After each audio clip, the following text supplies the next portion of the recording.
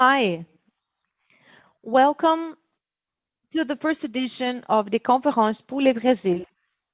Antes de começar, gostaríamos de lembrar ao nosso público que o painel com áudio ao vivo em português está disponível em nosso canal no YouTube. My name is Vivian Kawanami. I'm a Master in Human Rights and Humanitarian Action by Sciences Po Paris, and I am a co-founder and president of the Conférence pour le Brésil. On behalf of the organizing team, I would like to thank everyone for being here for our panel on Black activism. This conference is organized by students and alumni of Sciences Po Paris, and its central theme is Overcoming Inequalities, 10 Years for the Sustainable Development Goals. There will be 13 panels, more than 50 speakers, all of them distributed over 7 weeks. In addition to the relentless and voluntary work of our team, we would like to thank our partners, Chidi Setúbal Foundation, Sciences Po Latin American Political and Observatory, Educalibres, and Headline for allowing us to create a free online event with simultaneous interpreting into English, Portuguese, and Brazilian Sign Language. Before we start today's panel, I'd like to take the opportunity to invite everyone to participate in our very last panel on Saturday, December 5th at 11 a.m. Brazil time, in which we will discuss the access to health.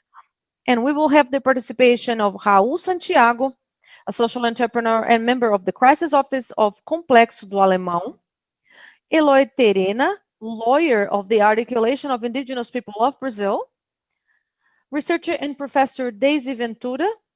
He lectures at the Faculty of Public Health at the University of São Paulo, and Paulo Bus, also a doctor and professor of the emeritus professor at the Fiocruz Foundation.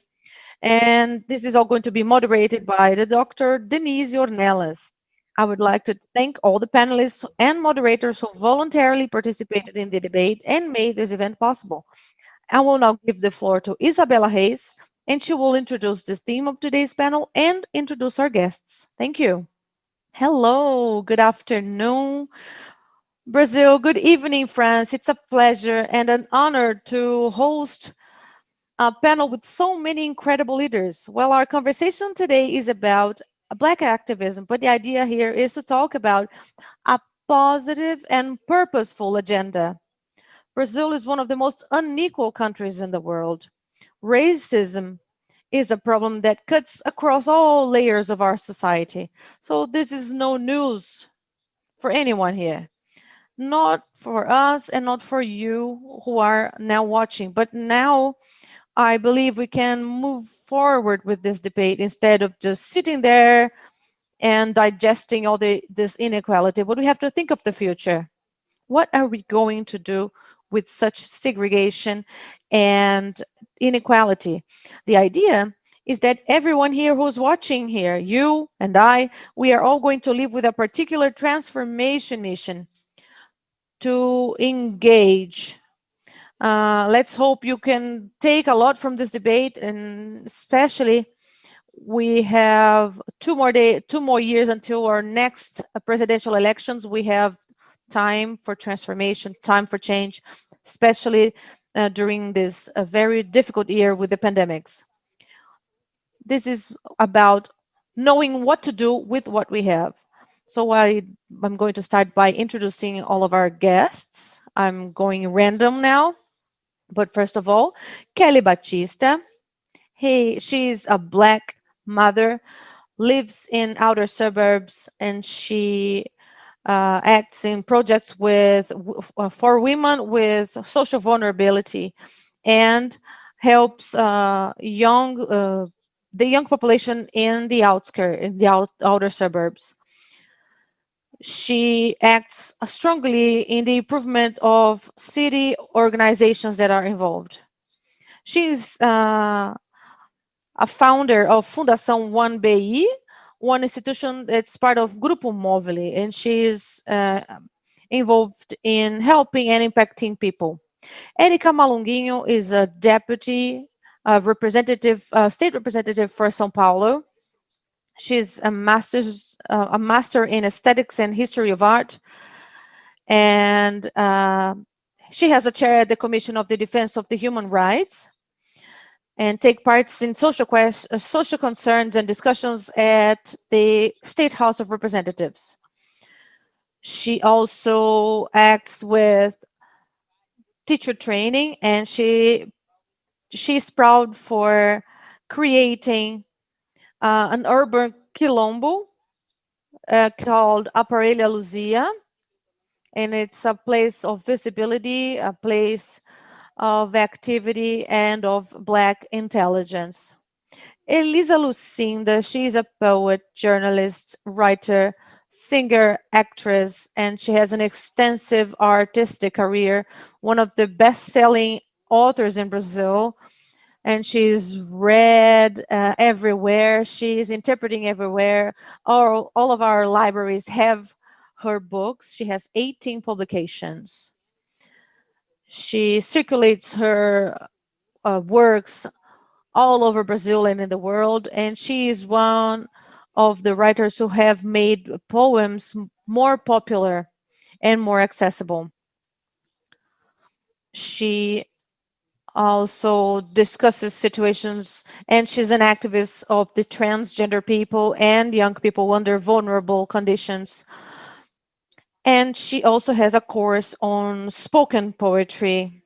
In her institution, she founded Casa Poema. It is a privilege. It is a pleasure to have you all here in this panel today. So without further ado, you've been introduced. So I'd like to ask the very first question, first of all, to Erica. And then we are going to listen to her answer, and then any other initial considerations she may want to make. So, but I'm going to ask her question now. Erica, elections. We ended the 1st of November with the first and second round of elections. On November 15, we had a lot of reasons to celebrate for the first term.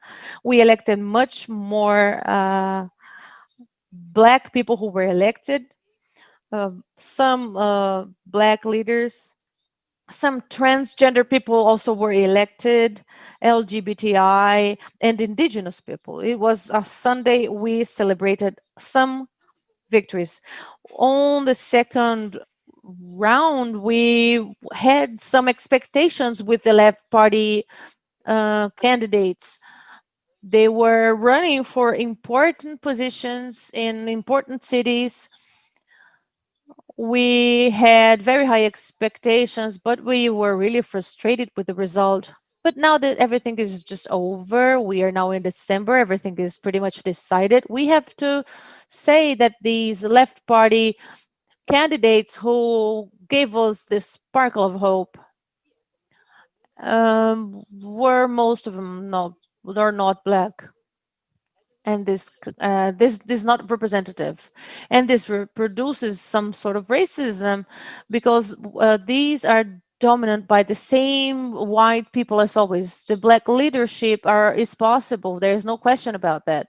We know many of them. Community life, but there is this open space still to be leader in communities. In the social movement, community leaders and relevant cadres, even with the parties, especially going for executive positions in the government at state level, city level, and the presidents. There is still some resistance of people trying to run for these positions. What can we do to try to bring more proposals as citizens? What can we do to put some pressure, or just to decrease, ideally, to end with this gap that is pushing these leaders away from positions like this? And people who have great political potential, and these executive positions are not being taken.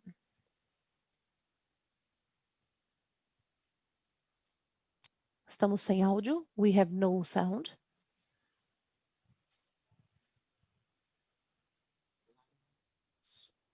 Laroe Exu, I start speaking with this salute, and I salute the divinities, the crossing paths, Let's talk about Black activism, about the importance and the need and what justifies the existence of this activism, because it exists because it's required.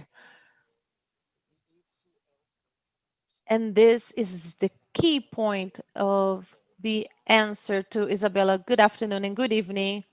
Dear Elisa Lucinda, wonderful friend. Good afternoon, Kelly Silva.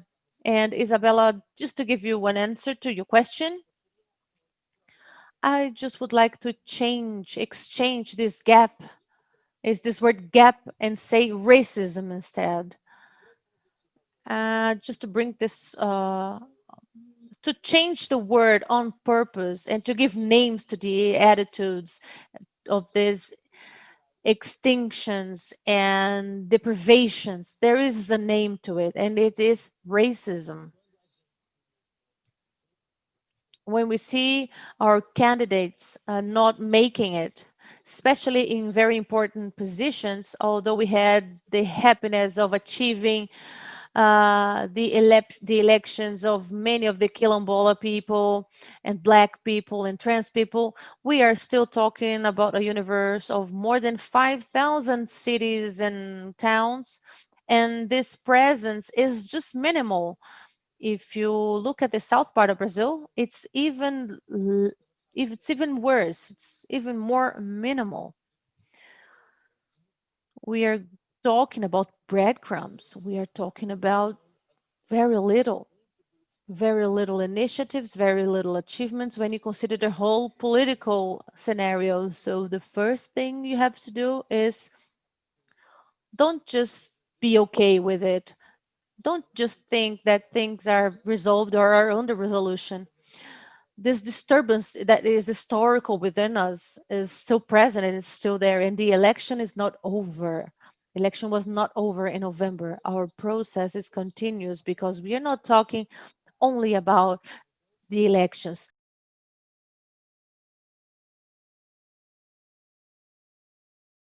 We are talking about structures and the baseline work, which is receiving and attending the most vulnerable populations. This path that is not ending with the elections, it needs to be followed through. It needs to remain. I've written one article today for Ponte Journalism, which is an independent organization, and I am talking about this slogan that the left party uses to defeat Bolsonarism. Let's fight the Bolsonarism. And so I tried to depict it. And I think that fighting Bolsonaro and winning against Bolsonaro is just too little to everything we have to do in comparison to what we need, the way things are put. So the left wing in Brazil feeds on the commitment and on the deepening that is radical of structural violence, which are nationally scattered all over the state, but they also take part in institutions that manage the state. So what we say is, oh, we are going to fight Bolsonarism, but what are we going to have there instead? At the end of the article, what I mentioned is that, well, one indigenous president that is committed historically with its fight, and as he uh, is able to identify himself, it's not just beautiful in this sense. This is the message I leave from the political perspective, for the progressive perspective in Brazil. One other thing that I believe that is relevant, but I have to mention this, is that many people get really aggressive towards me because when I say that in Brazil we don't have a left wing, we have a progressive field, and it has origin in Europe. We are a consequence of this. When you think of the left wing, this is all a consequence, and the fight of class is the main vector of the political creation of the left party? The building of a society, of a country, was based on the separation between white people and non-white people. So class is not a later issue. It's a consequence of race in Brazil. So what I keep saying and stressing all the time is that race is not a, a cut, it's not a division. It is a basis. It is what organizes power relationships, oppression processes, and empowering process in Brazil. So if that is not treated as a basis, we will be playing when we say we want a revolution or an affection transformation of a society.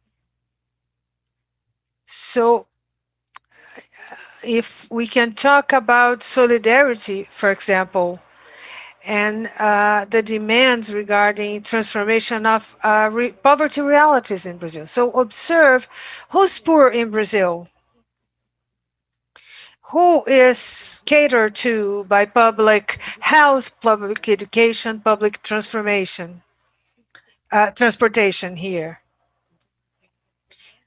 So the issues are not in the instruments, social political instruments used. It's on the basis, on the fundamentals that organize the power relationships and therefore the responsibility uh, reasons like that and the bodies that can or not be seen in politics, as necropolitics seems to tell us. So what I see as a conclusion is that there's still ineptitude, insensitivity, a lack of courage to face this as profoundly as we need.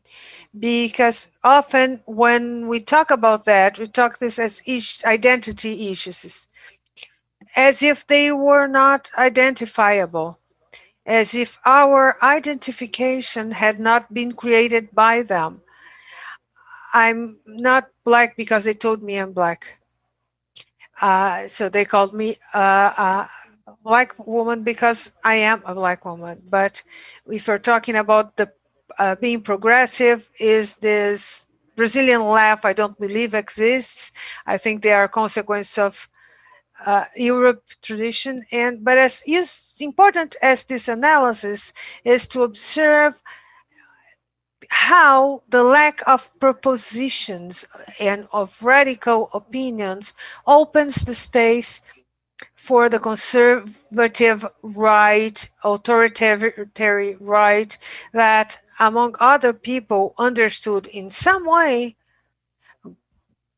maybe because capital understands it like that, that there is a fight for the Brazilian, for black, for women, and that can be, has a price as any product. So that can put or fit into a political candidature so it can be accepted by popular demand. So this space of fight, of talking about race, of talking about all this multiplicity, all these fundamentals, it's been occupied in the more precifiable as more like a product as it can. And this is very dangerous because it is not that the black people cannot be on the left or right, women or LGBT people can't. This is a matter of freedom, but it's not coherent because the Brazilian right wing attacks constantly all the historical fights of these populations. So debating identity in a very shallow manner in terms only of image also doesn't work. We're talking as identity as your historical and political positioning. And if that is not taken into account, this black person who's in the right might even sign up for agendas and destroy things that go completely against the black population they think they are defending. The classic examples are privatizations of the closing of the autarky that built houses for poor people who are in most part black. So when they defend the privatization discourse, they might think it might solve the problem, but in fact they're uh, attacking or going against this population they think they're defending. So it's very incoherent, and it's important to debate all these aspects so we can understand where we are, which is not simple. There are several nuances to that, and then we have to understand race as a fundament that is the matrix, the basis that might allow us to build a society, a country, a world different than the one we are living in today. Perfect. Thank you. We have already started with a great lesson and acknowledging racism in the Brazilian society, the racism in all of us, the racism of those around us, the regardless of how progressive or left wing or how they call them, we're not immune to that in Brazil, especially a country that only exists thanks to racism, uh, slavery, and this kind of apartheid that we live to this day. Now we're going to pass on to the question for Elisa. Elisa, I would like to ask you to stay a little bit more to your right so you're not covered by our Brazilian Sign Language interpreter. What I wanted to ask you is this.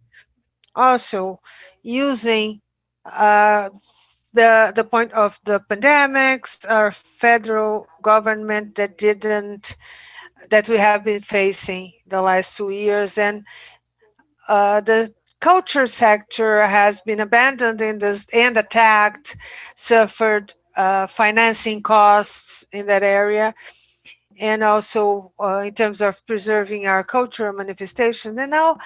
And during the pandemics, it has been completely abandoned, and it's very hard to continue to implement the Aldir Blank law that might provide some financial support for this cultural institutions. We tend to focus a lot on this big editors bidding processes of the federal government, but thinking about the city governments, the city institutions are the first contacts of the public with music, books, popular theater, municipal libraries, book fairs, street parties, and all that has also suffered a lot with the abandonment in the last few years with the lack of resources from state, federal, and city governments who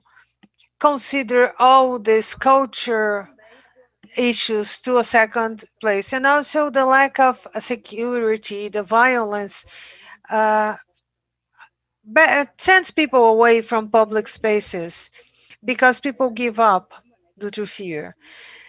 And Casa Poema, the institution you've created, you have a direct contact with people, and I imagine especially young Black people.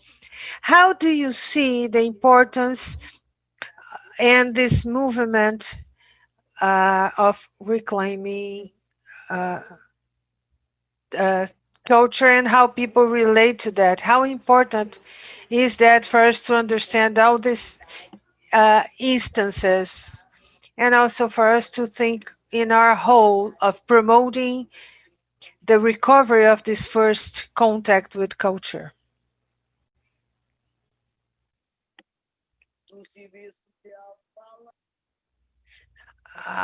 We have a song. Uh,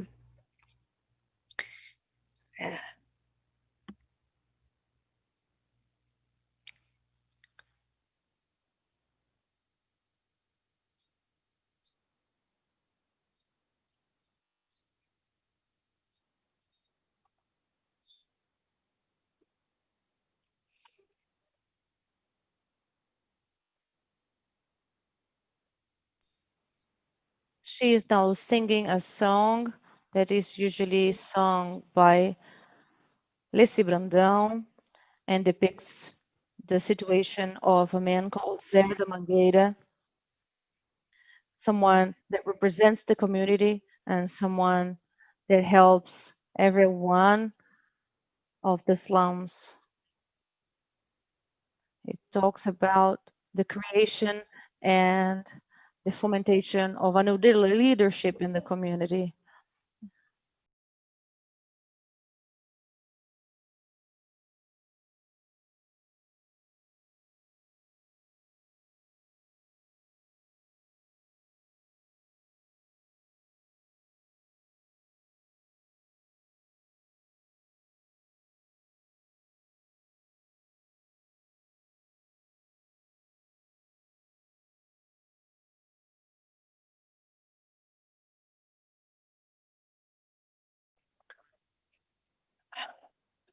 Look, I start with Leci Brandão. She wrote this song in 1985. Am I on top of our Brazilian Sign Language interpreter? No, you're good. I think I'm going to tell you what I think about this, about our activism. I think we have to get into the deficit. What rules civilization, not only Brazil, it's a broken project. It's the opposite of Ubuntu. You aim to destroy your brother, your son ahead of everybody. How how come there's only place for one? All you have to do is destroy your colleague. He is the person to be destroyed. It didn't work. This project, 1 hour, in our discourse, you only live this problem it's in if with philosophical solutions we might take another path. If we leave it to indigenous people and black people, we wouldn't have deforestation, for example. A son of a Oxóssi would not burn the forest. An indigenous person would not burn its own home. Culture should be considered and should be in our schools right from the beginning. I'm not a manager. I'm a citizen. I think art is informal education. Art is crazy education. Sometimes I might start singing. Why am I singing this?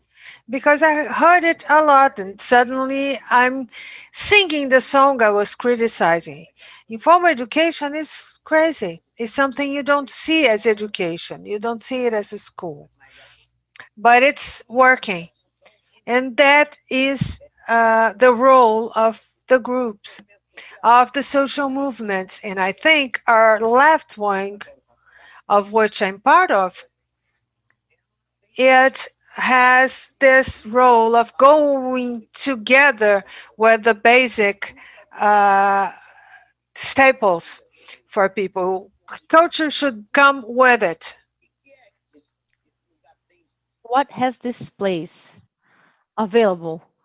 What does has this place? Why is the favela da Maré, that slum? What can we do about that? How can we clear space for them? How can we make it feasible for them? Culture for them, they'd use that metaphor of the do in. Let's potentialize it and press it. That is all Gilberto Gil. And during the PT party government, it was had some problems, but there were many people. We were happy, but we just didn't know about that. I have always been for the left party, and I vote for you because you are part of the left wing, and our causes are, of course, as you know now, part of the progressive movement. I don't criticize it fully because I am part of it and I understand where it came from. I didn't even know it was called left wing. I grew up with a communist dad and I didn't know what that was either. And he used to say, well, we lived in a good house, we were of the middle class, and he thought all of his sons and daughters would be intellectuals. That was the freedom word for the black people, education. So he'd say, oh, wow, that's so nice. It's raining. And I love this sound of the rain. Well, and then he'd say, well, some people live in homes and it's raining inside their homes. It's just one roof on top of their head. That's not good enough. And he would always insert it and put us into a different context. He'd always show the other side of the story. And I didn't know that this collective thought was something that was common to the left wing. I think our left wing has serious problems. I love the PSOL party, for example. But with that face, with Giuliano, he represents very much what this left wing is, which is white people in power still. Now we are all realizing that those who fought for freedom without considering the slavery, for example, and racism, did not fight the proper fight. And I don't call it a gap, but I call it a deficit in the background of everyone. I am black. I know my deficit. I know what I lack. I didn't read Frantz Fanon when I was a young person. I read it now. I only now read Charles Muse, and I am also late. I also had a, a lie as background. When you think of international literature and you haven't included Africa, you are not studying anything universal. You have this hole in the arrogant white supremacy, extremely arrogant and susceptible to what we call white fragility. Anything, any criticism towards a white person, if that person is a good person, he'd say, oh, I didn't know this was racism. You sort of feel sorry for that person. That's the intent anyway. I'm sorry I'm causing this to you. And you stop, pampering the white people because they have things to solve. They have things to sort out. And it's our fight. The world is not universal. It's pluri-universal. Everyone has to walk and step on the stage.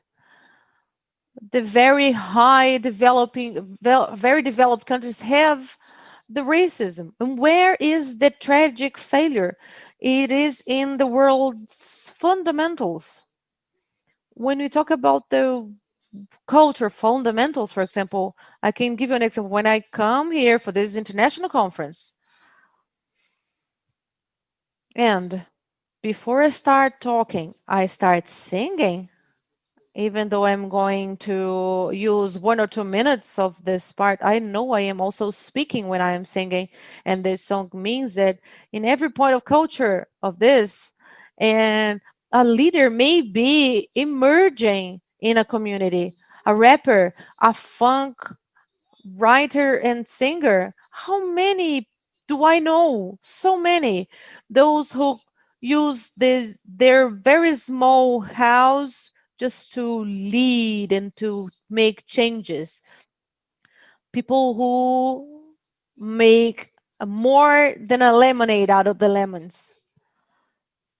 Brazil is this, is what we call terreiro. And in my dream, and I understand Erica, and this, when we have that change, and what do I mean by terreiro? Because in that area, if you just get to a terreiro, Isabela, don't say anything. You're black. When I say this, when any person walks into a terreiro, no one wants to know whether you are a Baptist, if you are a Christian, if you are trans, you're just accepted. So the Terreiro is teaching tolerance for years now. There are uh, leaders that are trans, that are black in terreiros. You never heard anything, any such thing as, "Oh, I'm not going there because the lead is gay."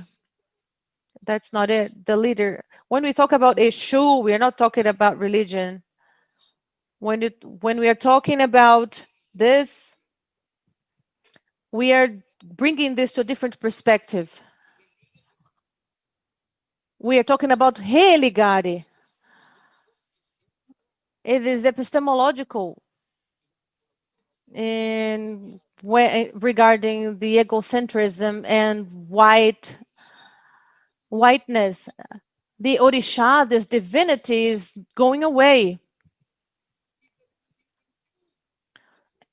No one is being expelled from that place.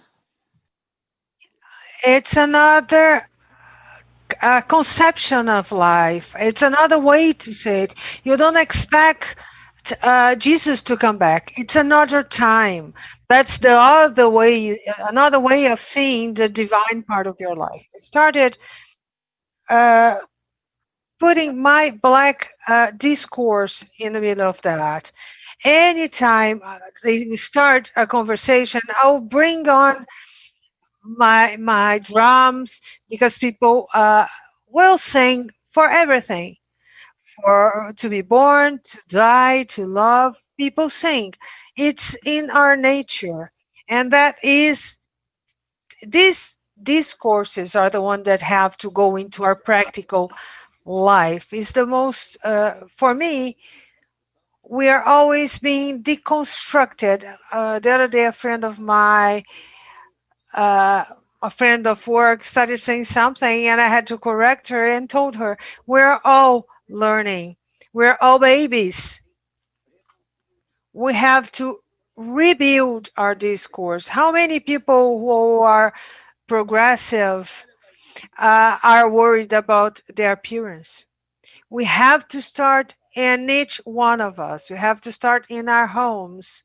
So to uh, finish, I think that in this place where we live, that I call stolen game, where all young people who are black, every human being who is black in this country has a traumatic existence.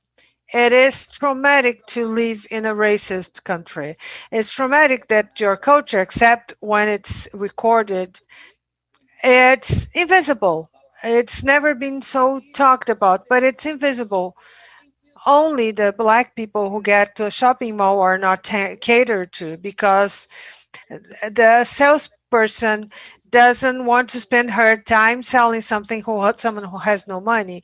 But for us to clear that, we have to change the way we speak, the equipment, culture equipment we have, so we can insert what's missing in our perspective. And I think we have developed an autoimmune disease as Brazilian citizens.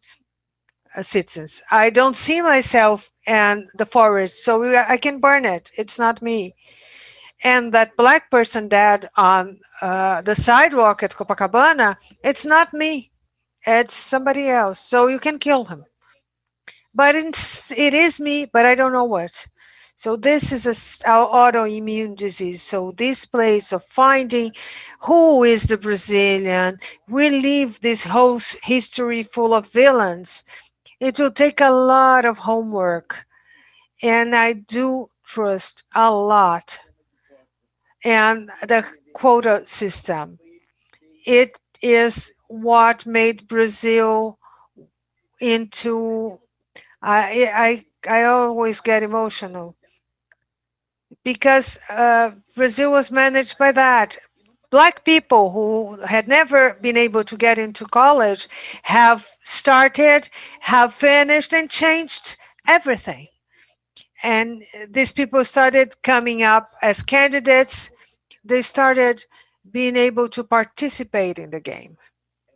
This is a game that where they are cheating all the time. I thank all the black movements who have grown up with their hair free, stopped straightening their heads, that grew up loving themselves and are creating this revolution.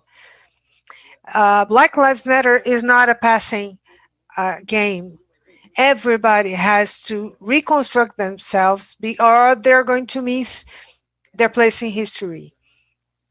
It's a game that has been cheated in, where the white pieces will always prevail over the black ones. And we have to change that because it's an unfair system.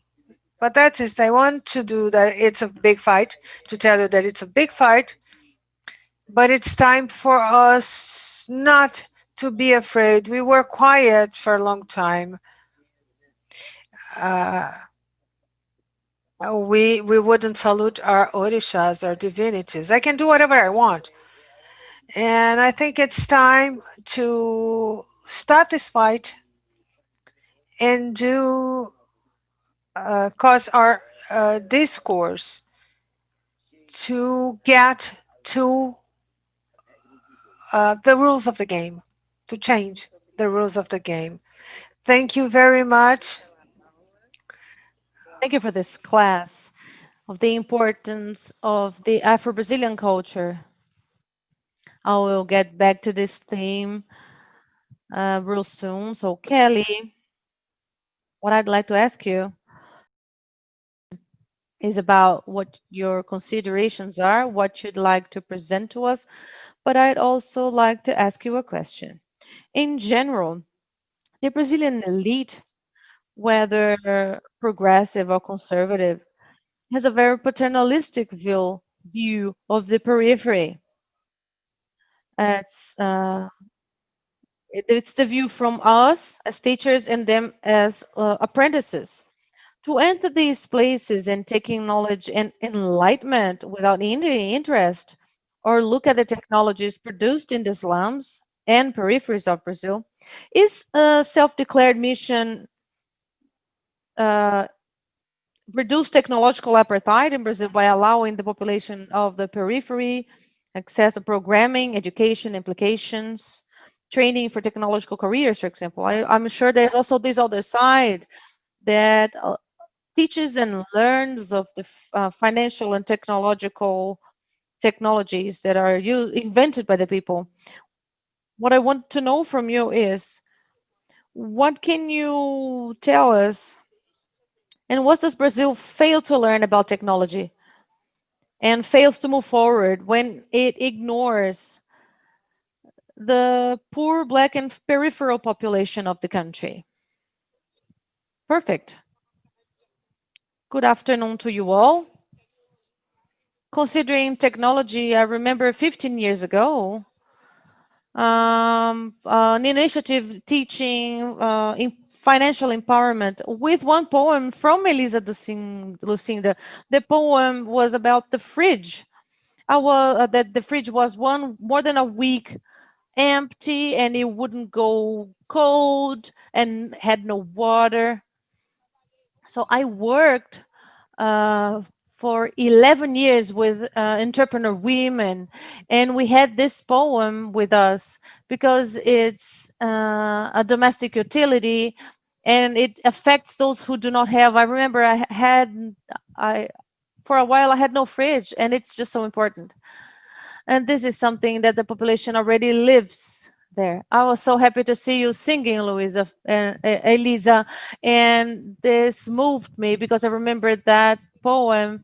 And the periphery is entrepreneur, and we've seen this very clearly. I am a peripheral woman and I have my job, but those who have been carrying the country on their shoulders, these have been the black women that live in the periphery.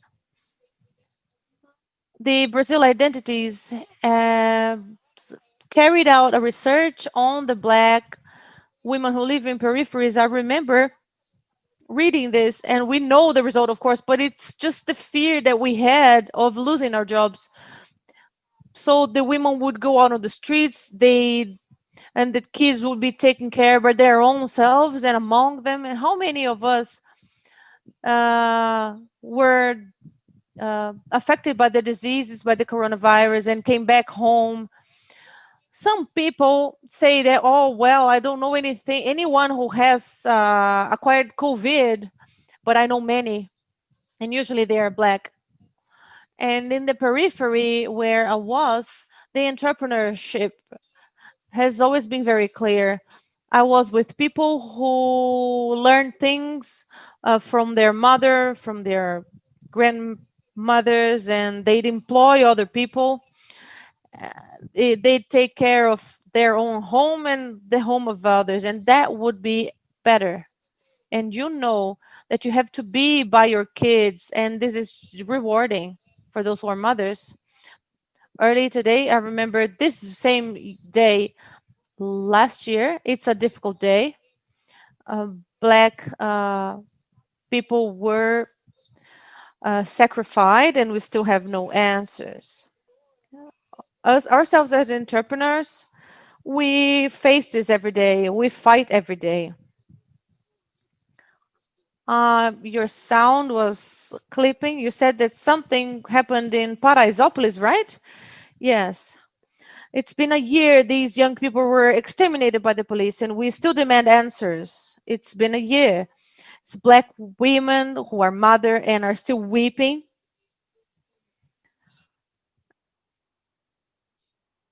And when I say that we have to reduce this apartheid and this technological chasm, this is what I am talking about. Today we have a large city like São Paulo that is huge, that is just so rich, and within a 30-kilometer distance, you have people who do not have access to the internet.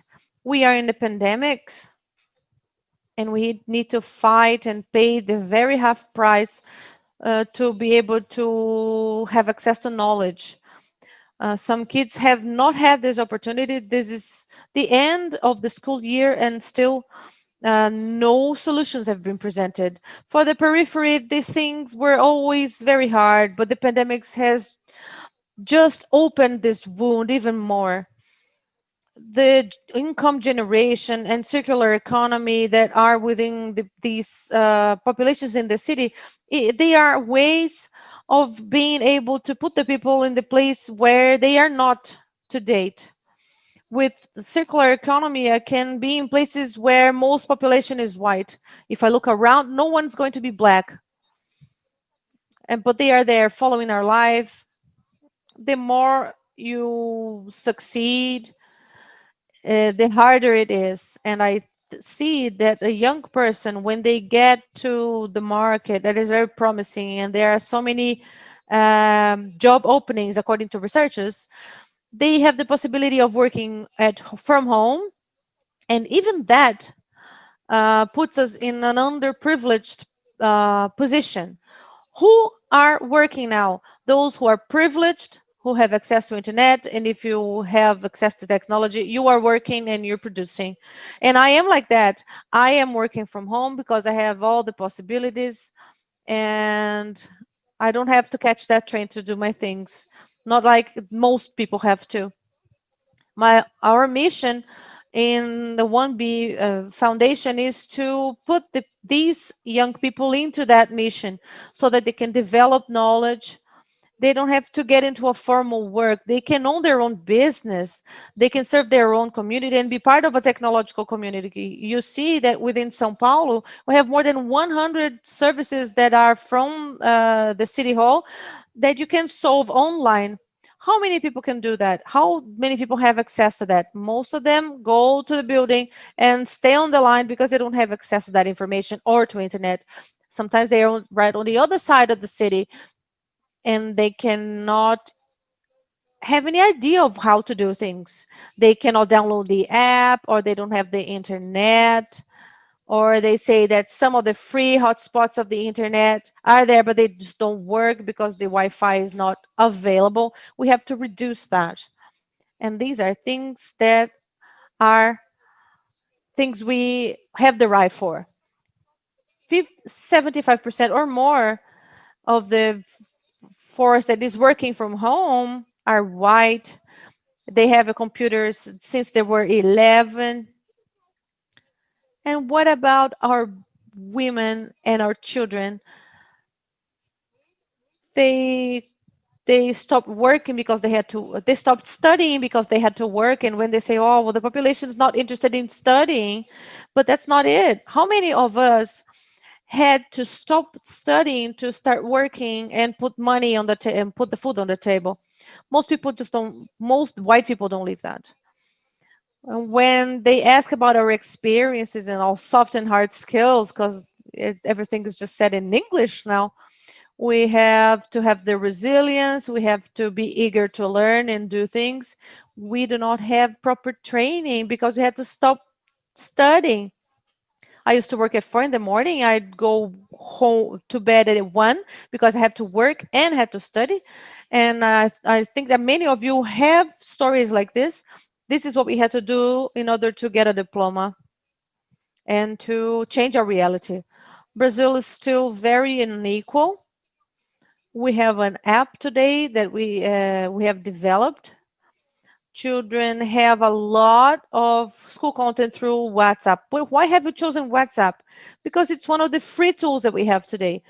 The data package is okay. Most people have a smartphone now. It's not the ideal scenario, but we know that with this we managed to help part of these children, and we help them study. But getting back to what the periphery and the slums or the communities are, entrepreneurs, we are surviving. I know many people in Brazil that before Uber, we used to have the moto taxi. Before the delivery, we already had someone I'd be able to call, and that kid would go on a bike with whatever you asked. We have to foment this and help this. It's not the ideal, but we need the public policies to get into the communities to be able to expand our things, but we do survive. This reinvention is ours. It's from our people, and no one's going to take this from us. This is all I wanted to tell you. Thank you very much. There is one thing my mom always says, and I can remember this, recall it really clearly. We refuse to see science and technology in our grandmas, in our black mothers and curators.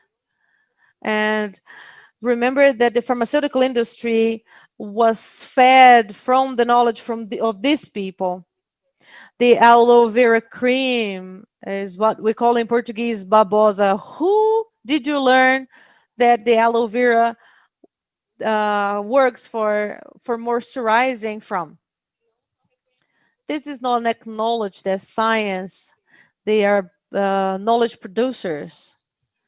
This getting to some other sphere, but these are not seen as science or something professional, as you know. Well, we are going to have a round of questions from the audience. I'm going to start with Erica. But first of all, at the beginning, we missed saying Preto Zezé was supposed to be here, but he is not because he is sick. He's recovering. He has a cough, and he wouldn't be able to keep on talking in this panel today. But he is doing well, and he's under recovery now. But just to make sure you know what's going on, I have one question from Gabriela Campos to Erica, which is, do you believe this black left of truth that's based on what you mentioned before? Do you think this can be created with the union of countries that are under development, just like us? Do you think this alliance of exchange with African nations could make us move one step forward in our progressism and the black activism? Do you think this is possible, or is this happening? I think it's inevitable and necessary. because one of the greatest technologies and one of the most important technologies of the colonization and slavery was exactly the separation of the people, the external side of races, and this had a clear purpose of domination. We have a link that they tried to break, and this is important. And at this moment, or moments in which we are gathering all of the fragments, we started understanding ourselves as many people in one. But we we saw ourselves in one question and in one debate, and this is necessary. It is necessary to expand this institutional and political concept and the role of the blackness. How can a black person from the United States within uh, binarism with two different political fields are positioning themselves, and how is this happening in Brazil? How do we deal with this cascading of standing points in Brazil? There are governments that are still are dictators, and it's of utmost importance that we sophisticate our approach towards the perfection of the debate, the improvement of it, because there is a reason to it. Our union, the Pan-Africanist, multi-African, multi-Black union, concerns many aspects. The fight for rights and the presence of life and civil rights, etc. I think I want to go back a little bit. I was not talking bad about the left. I was just drawing a historical map, a map of how the Brazilian left positions itself. I have no doubt once I said in the House of Representatives, there's a black boy there. He's on the right, and I told him what bothers me, what really drives me crazy is not your choice of being on the right and conservative. It's the lack of coherence. And what I've learned in life, what we do learn is that uh, build ourselves as people in the world is not being restricted to the left or being will never be on the right, but it's your black conscience.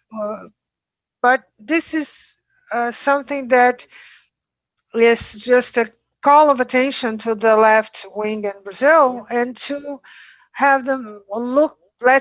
I'm going to look at their faces, look at each other, and look at us. And an horizontal matter. It's impossible that I've won an election with 55 thousand votes. I'm the first travesty uh, elected representative in Brazil, and to have as little money I had to invest in a political campaign. So I think I had a great result. Has to lead to some uprise. I think I wanted you to explain. I know it's a provocation, but I wanted you to explain because we're going through a very serious moment. For tomorrow, they don't create a meme saying not even Erica likes the left anymore. It's something they would probably distort what you said. I mean, it's to open your mind, but it is a if. Yeah, I can't hear you, Elisa. I don't see you anywhere else, as I don't see myself anywhere else, and that is what we have to make clear. We will not accept this white left. Uh, For example, as my friend said, there was no black people. Were no black people in the restaurant she was. If we deal with what they're going to do with what we say, Bolsonarismo invented the penis-shaped bottle. So to get what we say out of context and transform, they don't need any additional incentive. But we are fighting. Brazilians are completely lost. It's been hard. I think why the Boulos campaign was so bold and stood out because he was more audacious. She was the one who he was the one who conformed less. The good behavior needs the house to be a mess. Why can't we be the ones to make this mess? Why can't we be the ones to make the mess? Because when you say that, we are making a mess. I need you to make this mess in this house.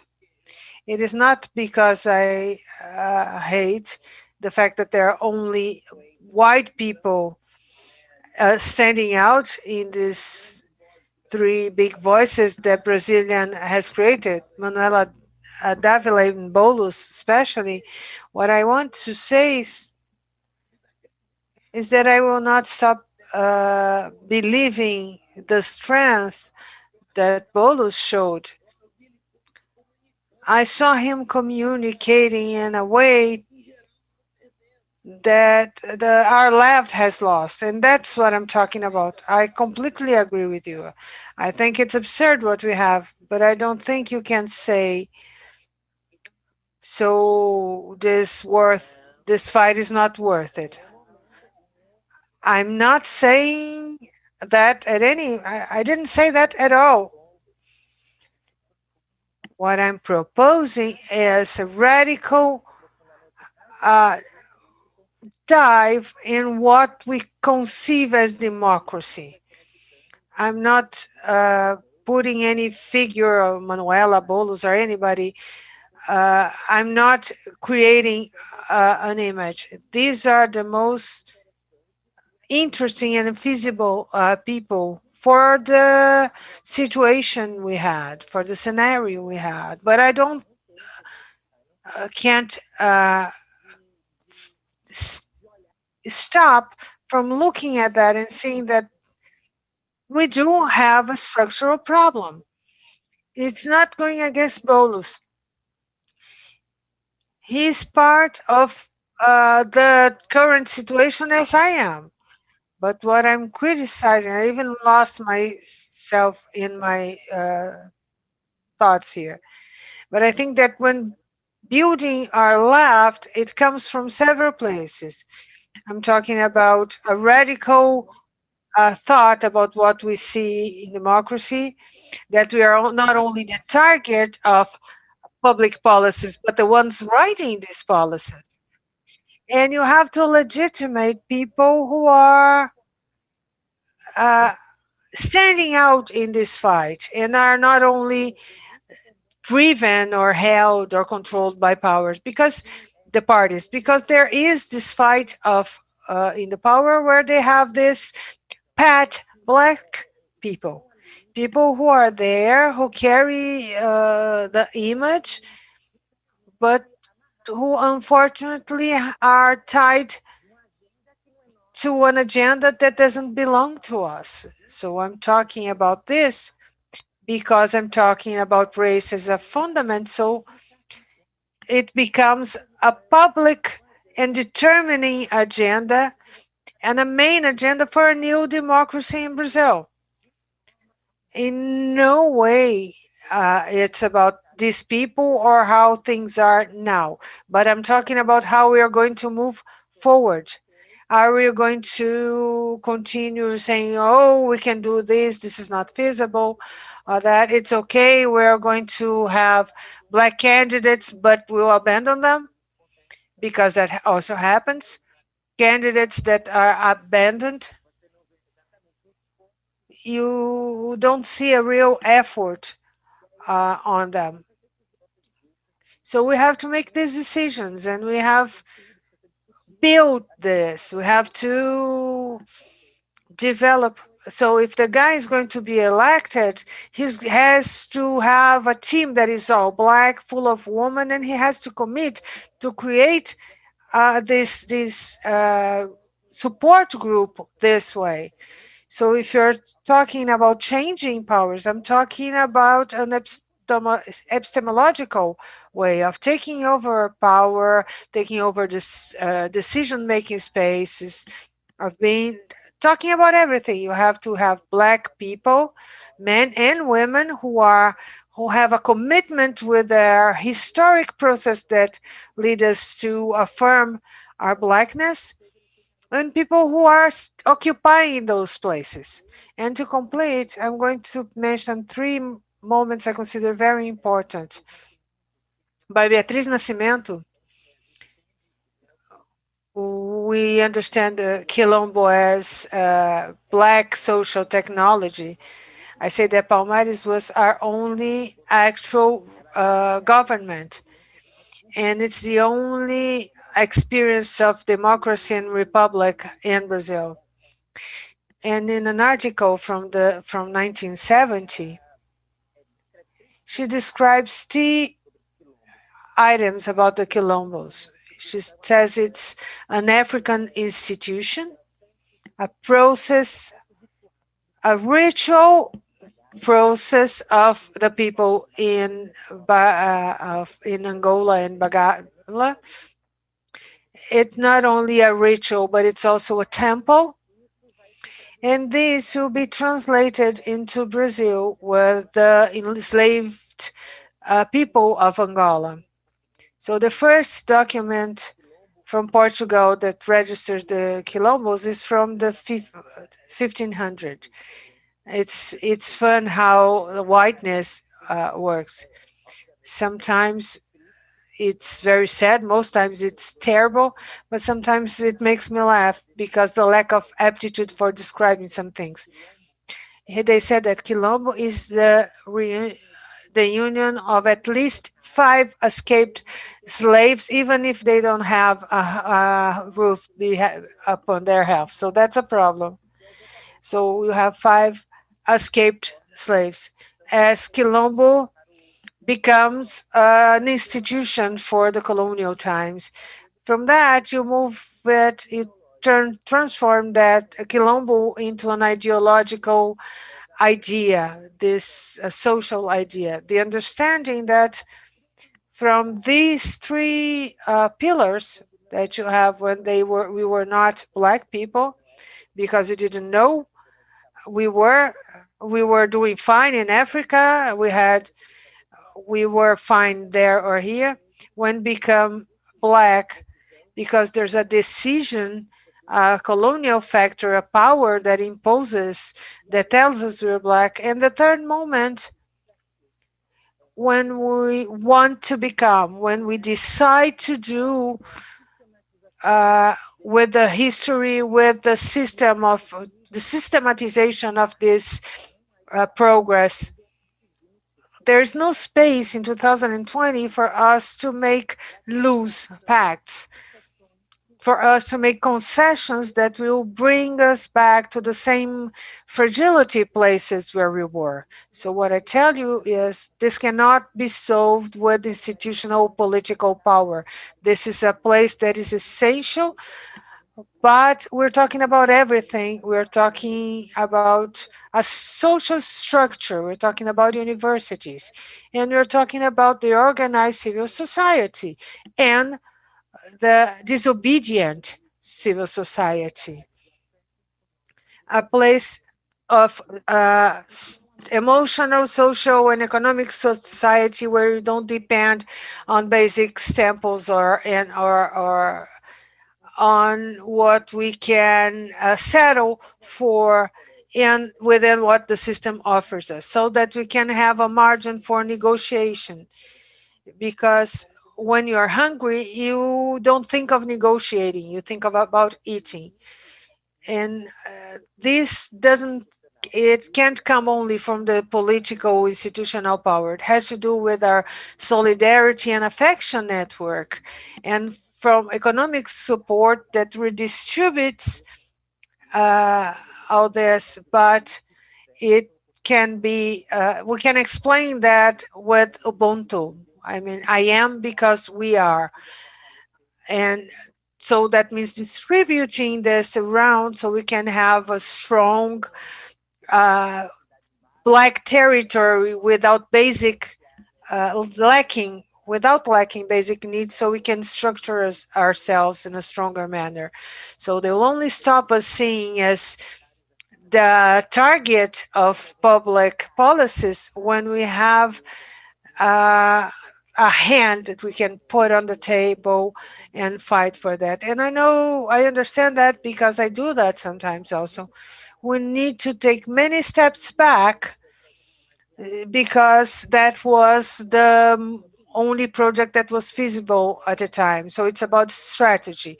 It's not denying what happened in history, but it's thinking about the future based on what happened. That's cool. Thank you. We are heading towards the end of our available time. We still have some space for a couple of questions from the audience, and then we'll get into the final considerations. I have a question to Kelly now. Erika ended with a speech about the future, and it uh, is aligned with the question I've just received from Erika Barbady. What are the things we need to do to put an Afrofuturist project in place? We've been talking about this a lot for the several past years, and there is one sentence that uh, defines this as the radical idea of the existence of the Black people. People in technology is important. Isn't it important for us to put this project in place?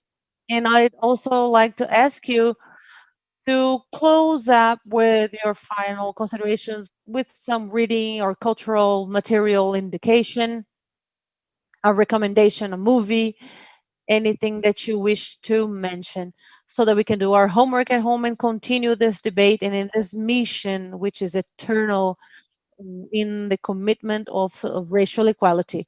It is important to think that Black people inserted in technology eliminates many of the Black people live. For example, when you write cabelo crespo on Google and you have Brillo, and when you look at woman, it has Black woman. We're going to eliminate steps with, so that we do not get compared to animals or to the colors or research search engines that index our names to different things. And when you look behind these machines, you see white people. If you say that a Brillo is something like a woman's hair, to them it's natural. It's their daily racism, and it's not normal. But we need Black people to think of the future. I envision a future for those who come after us, after Erica, after Elisa, will be people who will prosper, that they have access to university. And when Elisa was talking about quotas, how we got to the university level, I got into a public university and we could count how many Black people there were in my class. Today, these people are still my friend, but I can say that it was very hard for us. And today, I see now that 20 to almost 20 years later, when it gets to my kids, will they have a choice? They used to say, oh, this person is going to be a social assistant or they are going to be teachers. They think that these are the only professions we can have. Nothing against those, but they just associate us to service professions. It took me a long time to change my my description of what I do. When they ask, what do you do? The answer they expect is, how come you got to do this thing that you do? We need to prove everyone that we are twice as better. Maybe we've heard this 1,000 times. We are having a little problem with the original audio at the moment. No original audio coming in. Um, we are unable to listen to Kelly. It's probably because of the rain. Let's see if she's going to be reconnected. Kelly, do we have your audio? Oh, it's raining. It's pouring. I think it's raining heavily in São Paulo. She said her connection was a little bad because of that. I think she got disconnected. Yeah, she is just locked on the screen. Is Kelly back online? Can you hear me, Isabela? Can you hear me? Good.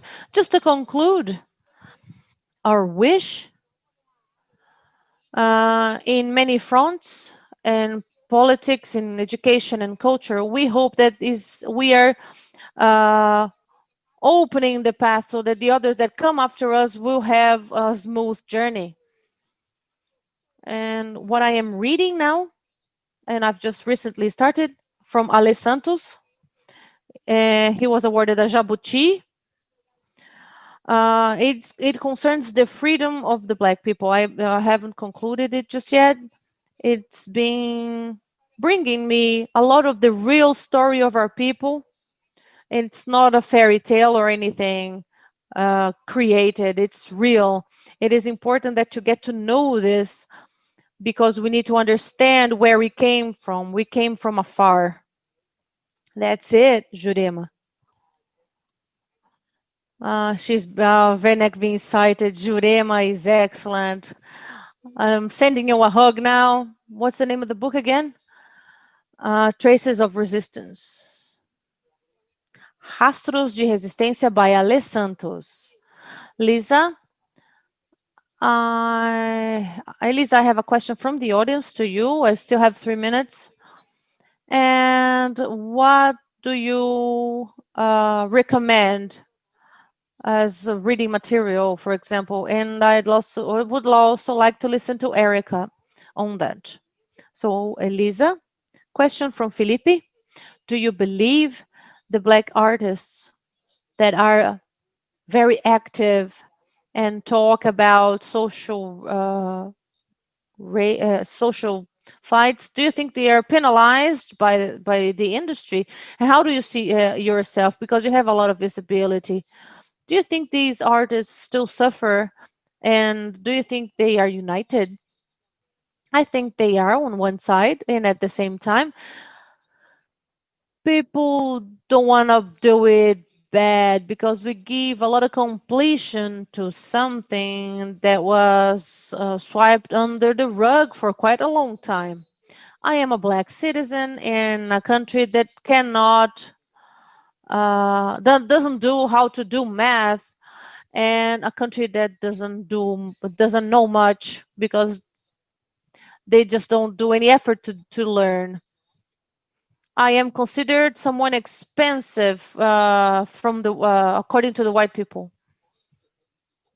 Well, there are salaries, for example, they cite a blonde actress, for example. They make a lot of mistakes when they mention anything that may be racism related. There's something sordid that happens in November, and I think that you have a lot to say about it. They invite us to work for free in November. And are we back to slavery? I don't do slavery no longer. So there are some bits and pieces that depict racism in their actions. And the racism has been freely operating everywhere for such a long time that And it was strengthened by the law and the church. And now, and how can I say that? It is normatized. I say that because even though we are punished and everything, our known silence will bring us more victories than defeats. Our silence is responsible for letting things get to the point they have. And you see, in any form of oppression, the woman, they sort of repeat the same slavery type of abuse or silence.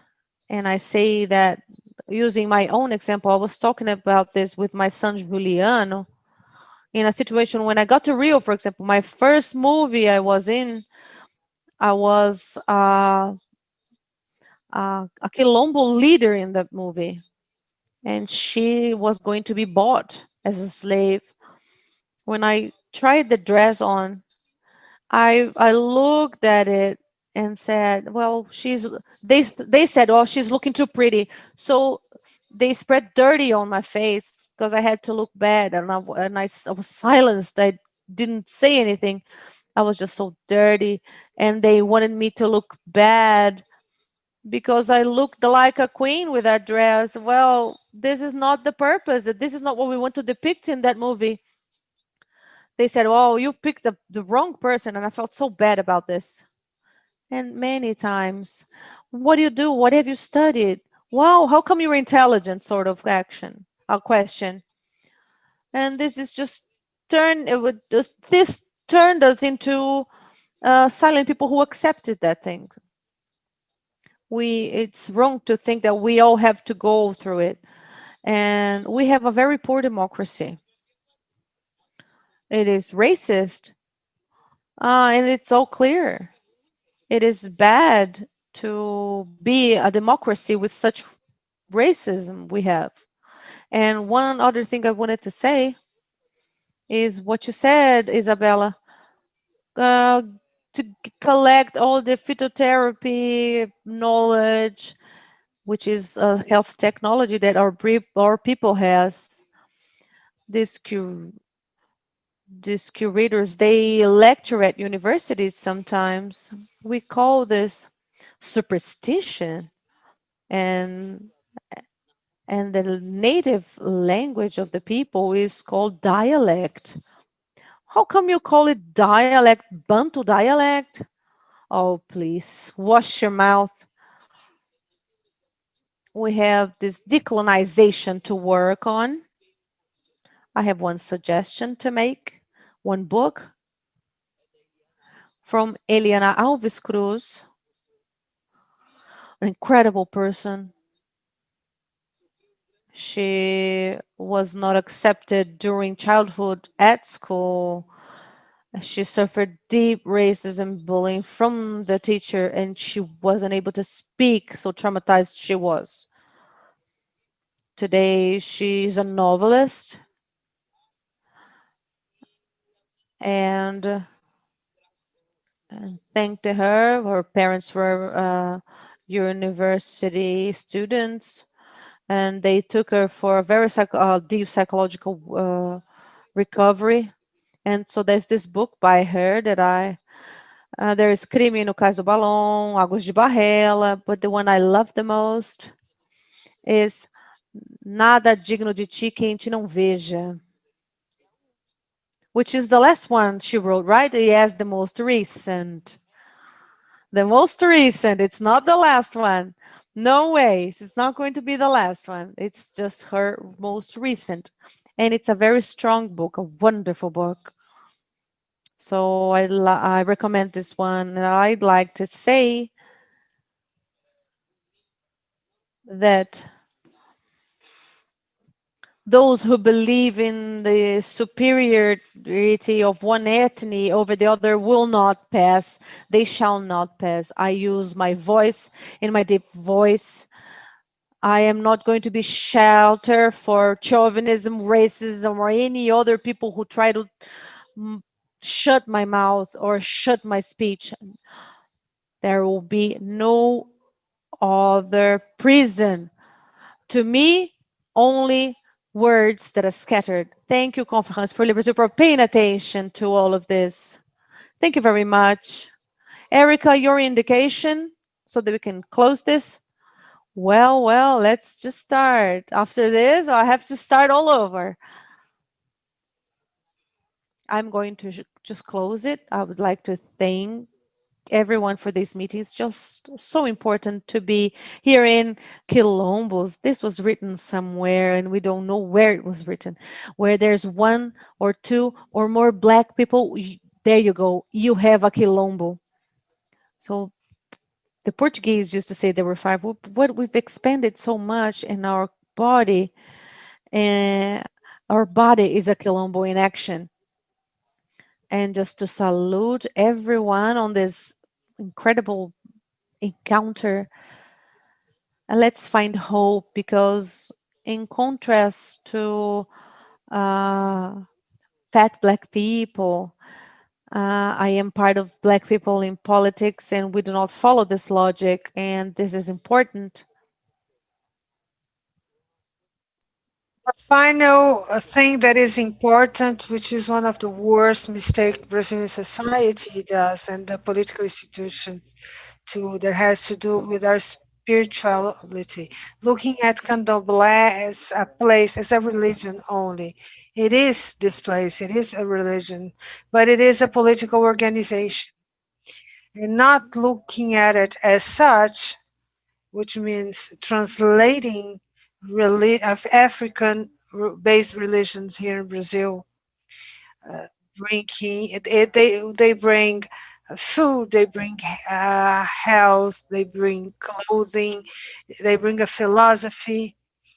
You have to disconsidering that is disconsidering our political discourse here that is necessary in all big debates and only the debates that they consider cuts. Race is not a cut, is a fundament. And finally, I want to say that the question was not for me, but talking about the artists that suffer retaliation, Elisa responded perfectly. Somebody had to yell at a point. Somebody had to make the Lord sleep so we could put the quilombos up together. They didn't even know if they would get out of there alive. Somebody has to revolt. Somebody has to be the one that starts the fight. And for that person who starts the fight, all power institutions will have no answers other than thinking about, responding to, but they will not start a fight. So a fundament is a fundament, and a person who starts the fight is that person, and we have to yell. And my indication is, I'll tell a short story. It's not the indication yet, but it might be. There's a movie I like a lot. It can be an indication also. I have another one. Do the Right Thing by Spike Lee. I love it. It's a great story. So it's very hot in New York. Everybody melting in that place. So what happens? Spike Lee delivers pizza. She goes all around. You go, there, and there are fights with everybody. And there's something that's very precious that he says to the guys. Go ahead, friends. Don't stop being black. Don't stop being black. Keep on being black. So my cultural tip, my indication to you is that we continue, remain black. We go to the slums, stay in the slums, listen to your grandmother, your parents, be at the samba meetings, be with your own, be with the immigrants on the streets. Read and listen to these people. Listen to the blackness daily routine.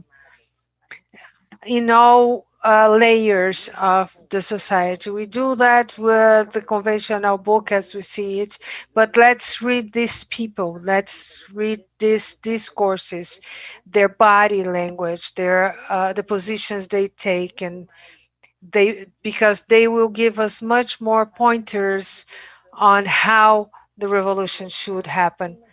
Because above everything, above reason, there's sensitivity, there's sensibility, and above reason, you have a spirit that is with your body, and this is moved for something that by something that I like to publish, and it's moved by aesthetics, basic material of arts. Aesthetics revolution, the aesthetic revolution is not only has not only to do with our image, but it has to do with content and a sensitive content. It has to do with ethics because that's where we developed moral, social rules. So sensitive thinking, aesthetics is essential, and it's in to everybody's daily life. And when you listen to them, don't erase them. Let's give credit and register. Tell who where we learned that, because killing these voices was a very effective tool when erasing the Black intellectuality, which is not only in the academic science life. This is essential. Ashe. There's something I have to say. If you're talking about Quilombo, I launched my book, Érica's Quilombo in São Paulo. Our conference today is fantastic. I want to thank everybody who's watching us. Thank all our guests, Erica, Kelly, Elisa. It was great to listen to all of you. It was a pleasure and an honor to moderate this panel.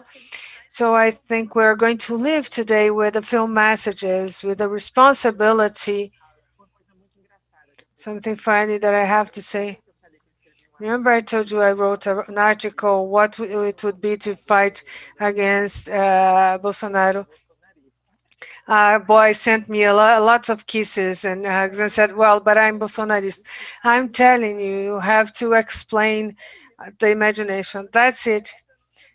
That's our mission, I think, in the next 4, I don't know how many years we'll have to continue. But I think we'll live with a mission of creating these micro revolutions, these insurgencies. Sometimes we're afraid, thinking that it has to be something real big involving the whole of Brazil. It's territorial, it's the work of little ants. These micro revolutions are very important. Each micro insurgence we propose in our daily lives is another brick in this wall. We are rebuilding of our own history. And it's also a little bit of destruction on the wall of the walls created around us.